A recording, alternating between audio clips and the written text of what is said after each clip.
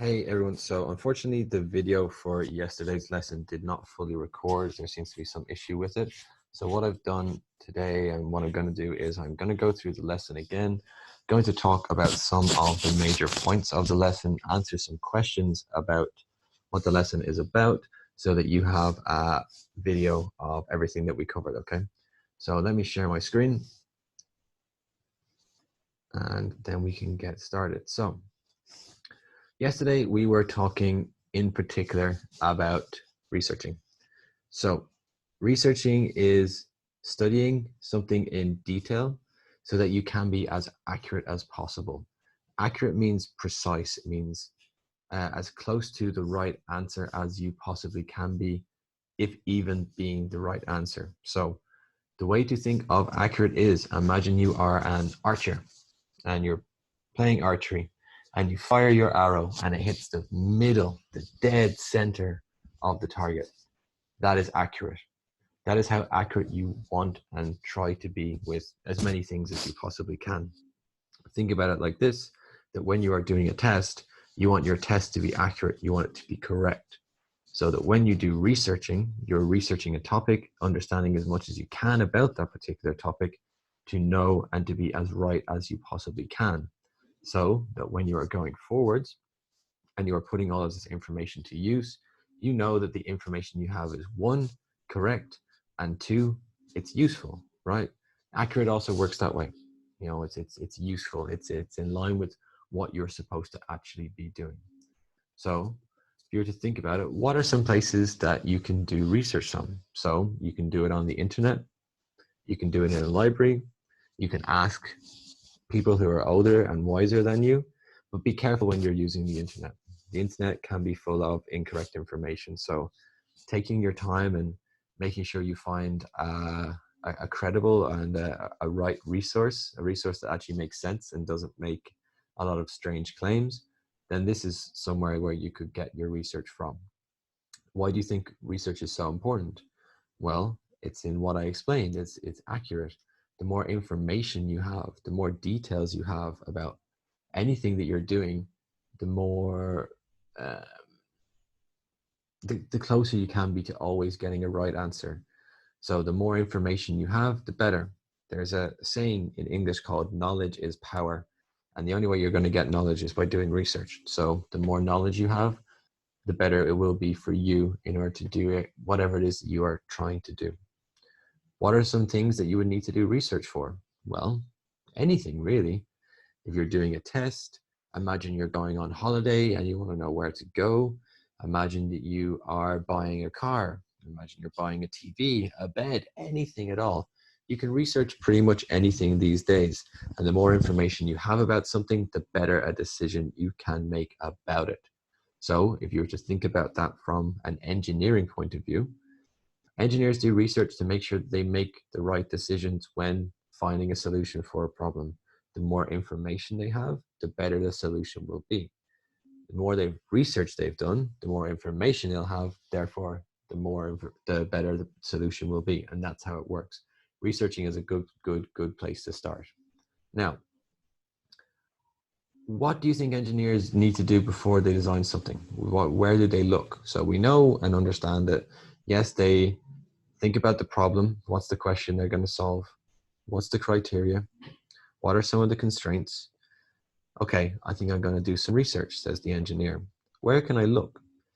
We are lucky that we live in a world where we have lots of different animal species where solutions may have already been provided. As humans did not evolve to have an answer to this solution, doesn't mean some animals might not. So if you were to use animals as an example about things that we can do in order to help us design better solutions is, if we were to look at 4 animals, okay? So we have a fox, a deer, this is an aye-aye, it's a very strange little animal, I'll explain about him now in a second, and a rabbit. Now, imagine an engineer was tasked with the idea of building a machine or building a solution that could improve your hearing or that help your hearing in some way. It could look at the animal kingdom because animals have very good hearing. The fox has very good hearing. It has very good hearing because it is searching and it's listening for prey. A deer has to have very good hearing so that it can hear predators coming from a very long distance. An eye, I have a little arrow here. An eye has one very long finger.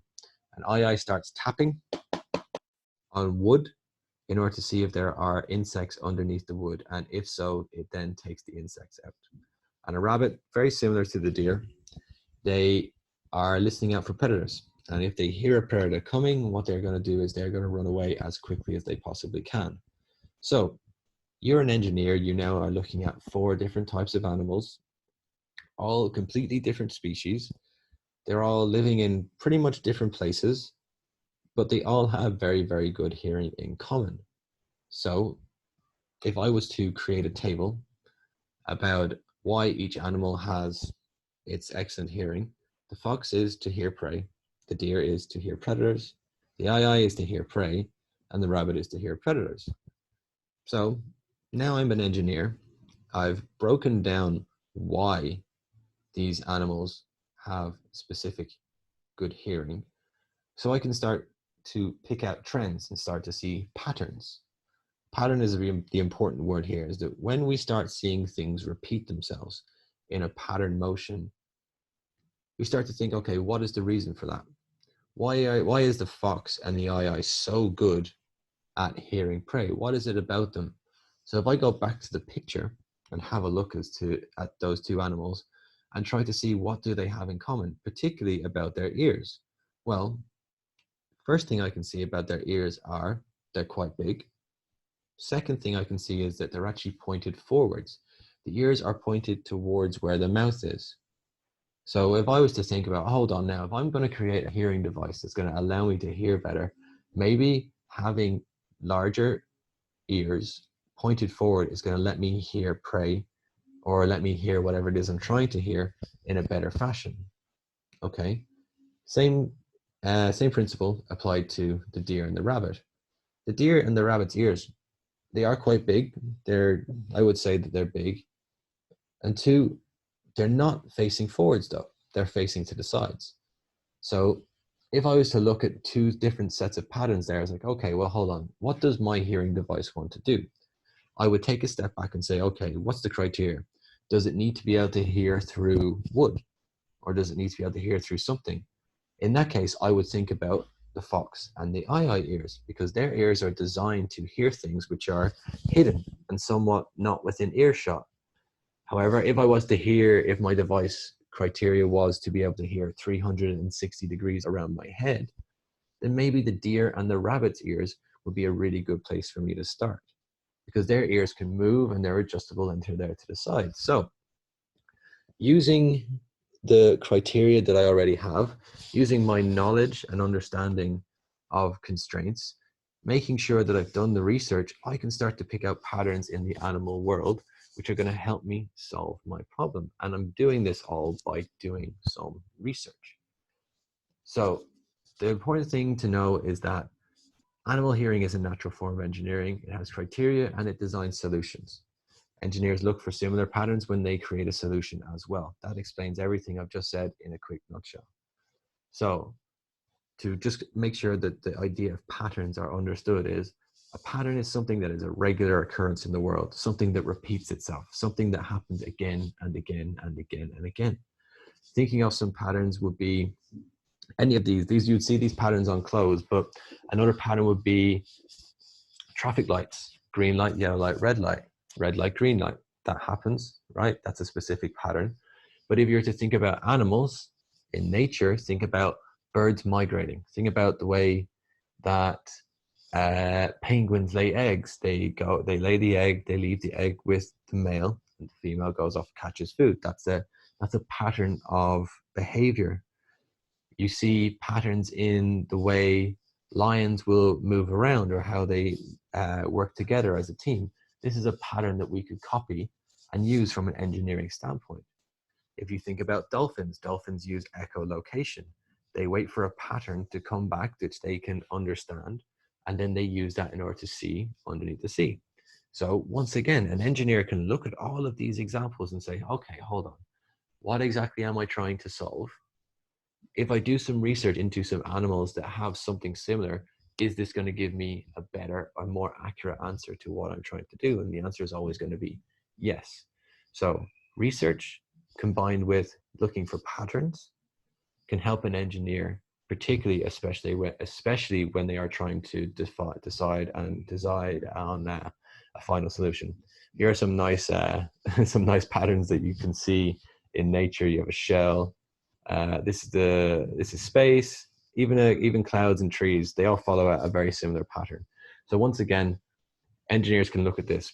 If you were to think about identification and using this fingerprint as a really good example, at one point an engineer was tasked with finding, you know what, I'd like to be able to know who a person is by their fingerprints. All their fingerprints are different, but there is a pattern for every single person. So an engineer said, okay, wait, hold on, that's an interesting point. Is there a way I can take a picture of a fingerprint and make it the machine to decide who this is? And that actually happened. So there's one way pattern can be used, particularly when designing on an engineering solution. Okay, guys, once again, thanks for watching the video. If there's any questions, you can send them to Ms. Chang or myself, and I'll get back to you as quick as I possibly can. Okay, everyone, hope you enjoyed the video. Bye-bye.